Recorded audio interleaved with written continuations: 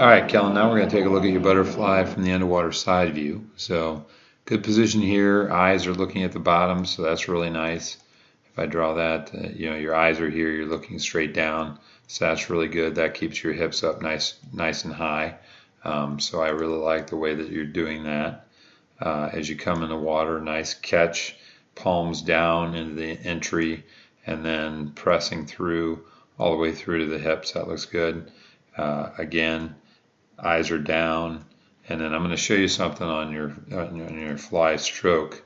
Okay, palms are down here, and that looks really good, but then you turn them out sideways. So we don't want to do that on butterfly. That's more of a breaststroke motion, so I can see how you're kind of doing that. You're pushing the water to the side. On fly, we want to get the palms down, so we want to keep the palms here and pressing back behind you. So they want to press back, not to the side. So we want to get rid of that hand turn that you're doing right there. I think it also causes a pause in the stroke, which kind of hurts your kick when you pause to kind of turn the hands out, and then you turn them right back into your catch, which is good. There's a high elbow catch here, but by sweeping the hands out, you're a little bit late with the high elbow. So what we want to have happen, and if I draw it here, you want to be out when you're out in front with those palms down. You want that high elbow to happen in the catch, and then when you get to that point, you're where you are now. So very good in terms of what you do after you turn those hands, but we really don't want to turn those hands. And as we get to the front view coming from the underwater, we're going to see a little bit too. You just want to be a little bit more narrow with the pole. By turning those hands out, it kind of sweeps the hands a little wider than you want them to be on the butterfly pole underwater. Again, that's just kind of a breaststroke move that you're using right at the top end to catch the water, and we want to kind of get rid of the hand turn.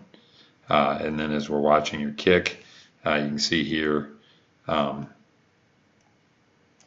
you're just kind of, if I can do this, kind of setting the feet in. We want a little bit more drive, so as you watch for your next frame, you can just see the legs kind of get to a position where they just kind of fall, and we want to kick, so we want to drive those legs deeper, so they should come more to this line that I drew down here.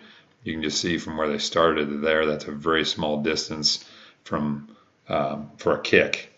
We want to get a little more snap out of that from the hips and from the knee, and that's a little smaller than you want to have.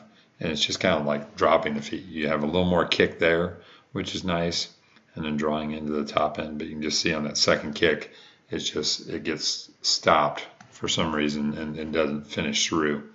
And then as you come in for the turn, I watch you go through the wall on the turn.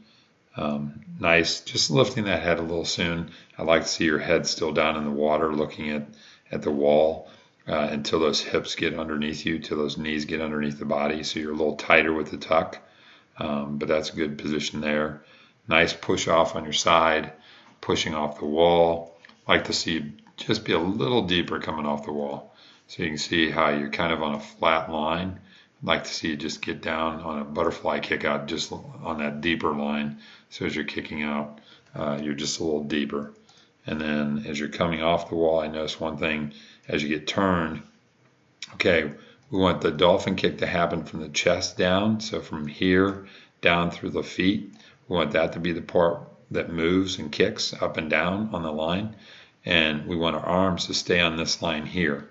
So as you go to your next kick, you can see how now your hands and arms extend down underneath that line.